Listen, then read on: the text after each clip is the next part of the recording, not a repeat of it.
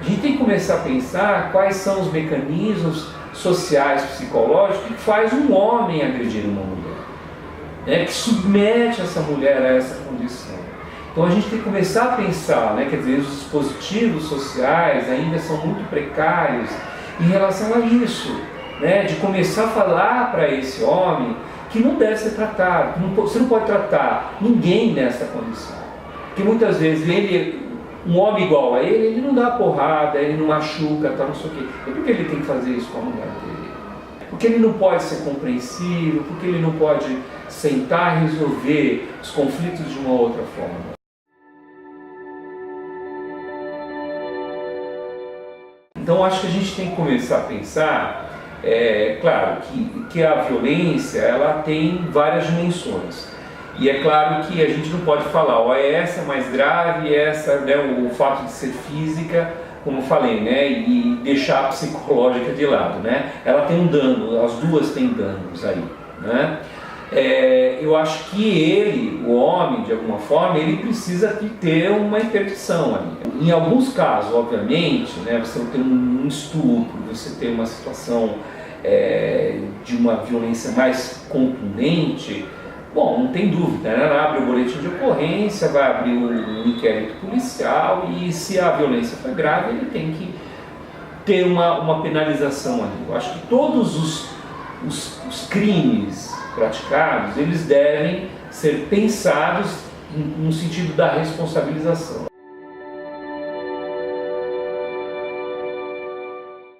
Para o homem, muitas vezes a gente tem um aspecto cognitivo desse homem que às vezes ele tem uma mudança da percepção. Ele fala assim, olha, teve um problema com a sua esposa? Teve, né? Você violentou a sua esposa? Você cometeu uma agressão contra a sua esposa? Não cometi. Por quê?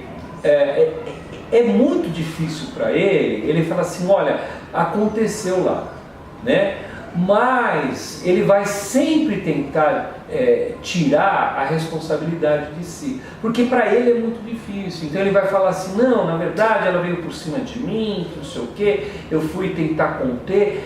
Ele nunca vai falar que ele chegou lá e pegou um capacete e bateu na cabeça dela e deu traumatismo no nariz e etc. Quer dizer, para ele é muito difícil assumir a violência, tá certo? Isso é um tipo de situação, a gente fala que é uma falha da percepção desse homem, porque ele também não quer se ver nessa condição de violentador. Então qualquer tipo de trabalho que lembre essa condição para ele é muito difícil. Ele encarar essa condição, eu sou violento, eu agrido uma pessoa. Essa condição é uma condição que talvez ele não suporte dentro dele mesmo. Porque também tem toda a história de vida, porque muitas vezes também foi vítima de violência dos pais, da família e etc. Então para ele é muito difícil ele falar, olha, eu estou fazendo a mesma coisa que meu pai fazia com minha mãe, né? Então para ele é muito difícil. Então a resistência aos grupos, ao trabalho individual, ela se dá por N fatores. Olha, eu não quero, não, é melhor colocar uma pedra em cima e eu continuar sendo o que eu sou. É mais fácil isso para mim. Será que aconteceu, lá foi uma discussãozinha, né, não sei o que, mas não vai acontecer mais, ele acha que tem o controle da situação. E na verdade não tem, porque o elemento da violência é um elemento irracional. É um elemento que o cara não consegue suportar determinadas coisas que a mulher fala para ele, a situação da própria família, então ele não consegue suportar aquilo.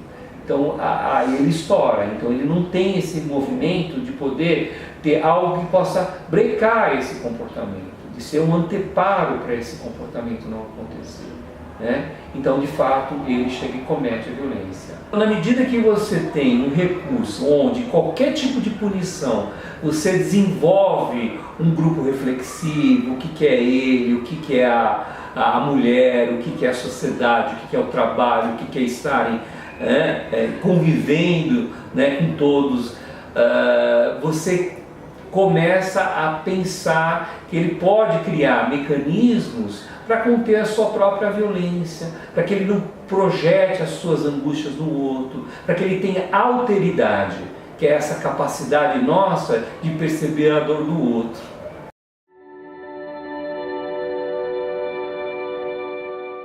O cara não é trabalhado, educado no sentido, no sistema, seja no sistema aberto, seja no sistema fechado, para ele pensar sobre a prática do delito que ele cometeu.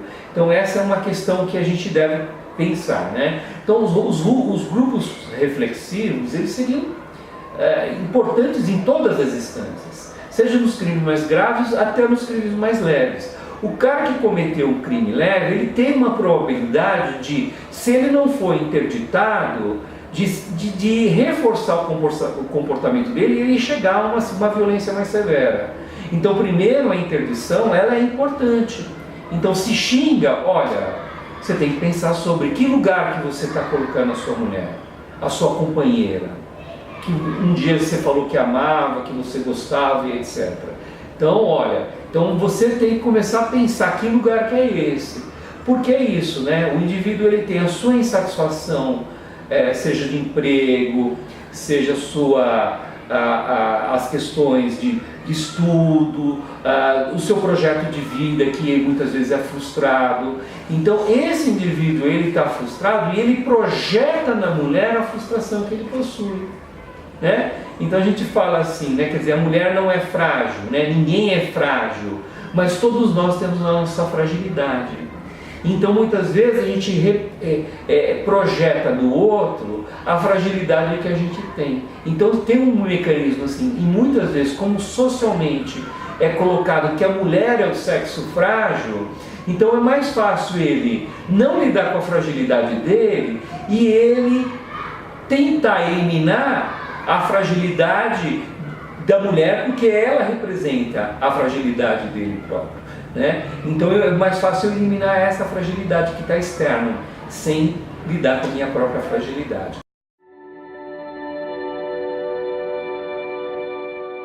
Agora, a gente tem um limitador nos trabalhos sociais, que é o próprio trabalho do indivíduo.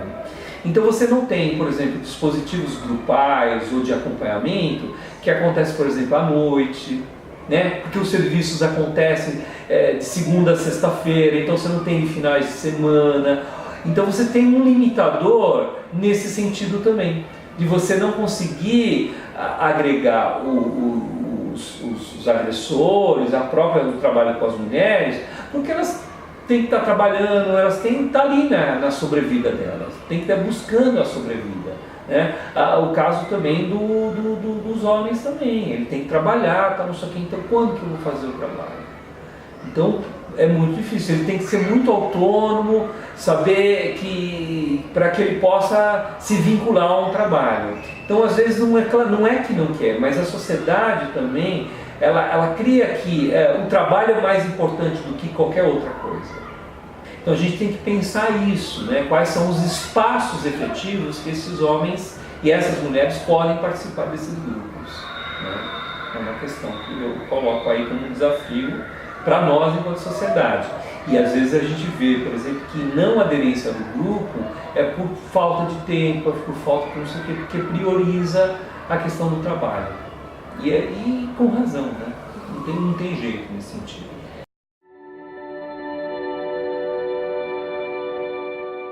O trabalho dele, muitas vezes, é um trabalho que embrutece ele.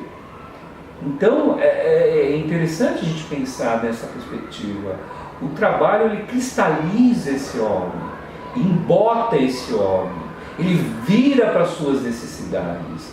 E ele, querendo até proteger as suas necessidades, ele vira muito reativo.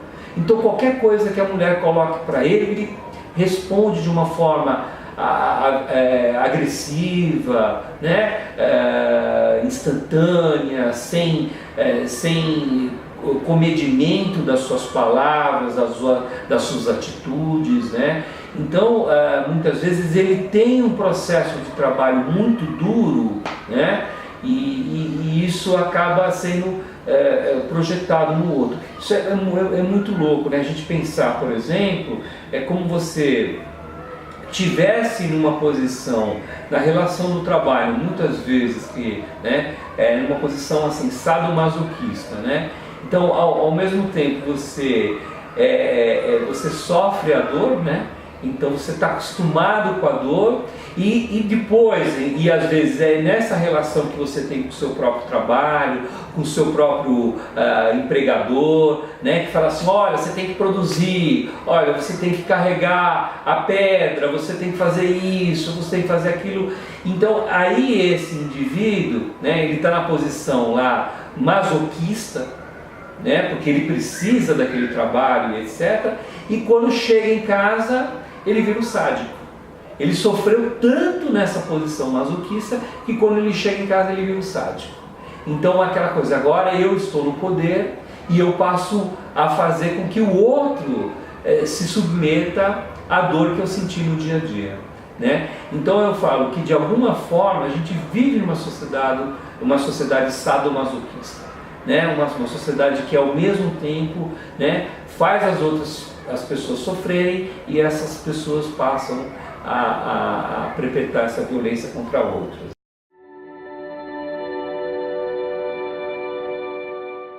Eu tenho um trabalho muito interessante também, dizendo o quanto que o fato dessa mulher ser diferente hoje na sociedade vem despotencializando a ação do homem, como aquele cara que podia, aquele que era provedor e etc. Até na relação do namoro, né?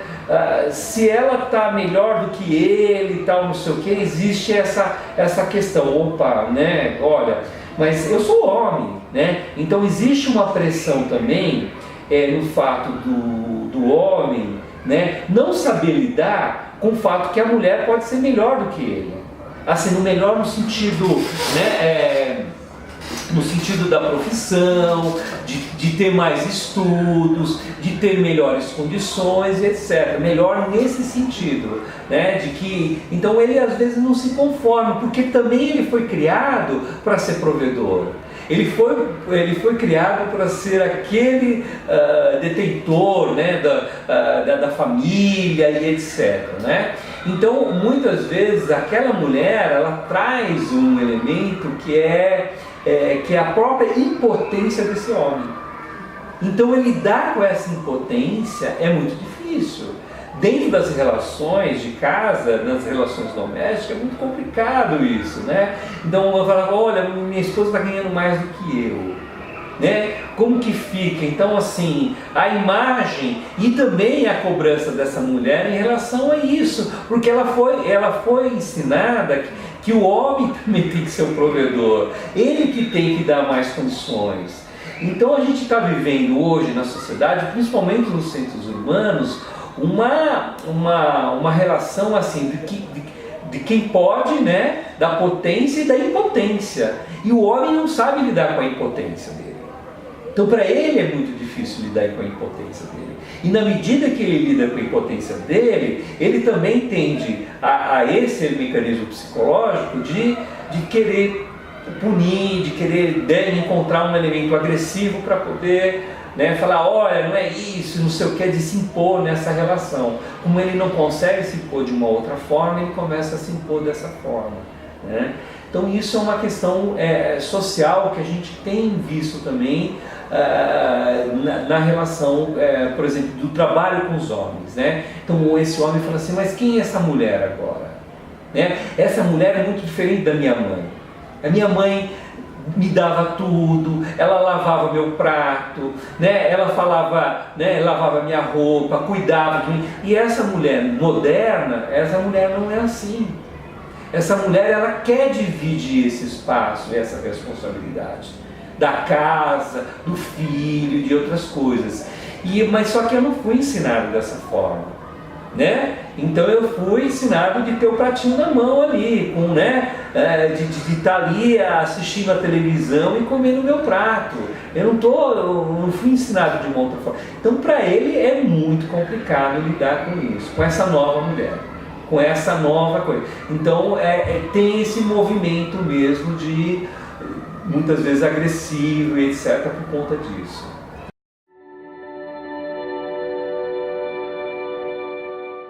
O trabalho que a gente faz, seja do ponto de vista individual ou de grupo, é dar recursos emocionais para que ele possa, olha, deu a vontade, né? Não sei o que, olha, o que eu posso fazer com isso? Quais são os recursos? Pensa nas consequências, pensa na sua relação, pense em você mesmo, se você não tem outro de recurso para lidar com aquela situação de conflito. Né? Então é esse tipo de coisa que a gente tem que começar a instruir, fazer com que ele perceba, porque senão se ele deixa só um irracional, aí não tem jeito.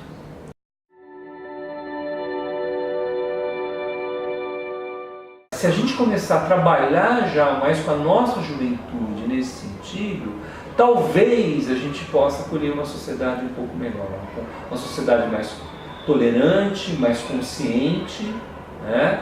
E eu acho que a lei não é a forma de você interditar. A lei é a coisa que é a última possibilidade. Então o cara, quando chega, bate na mulher, comete um crime de pornovingança, quer dizer, infelizmente chegou na lei, sabe? Então assim, a gente tem que pensar no processo educativo mesmo, né? Tem que pensar em todo o processo para que essas coisas não venham a acontecer e a gente precisar da judicialização de resolver questões e conflitos, né, entre um e o outro. Acho que tem muito isso no Brasil ainda. A gente judicializa demais porque a nossa educação é extremamente falha.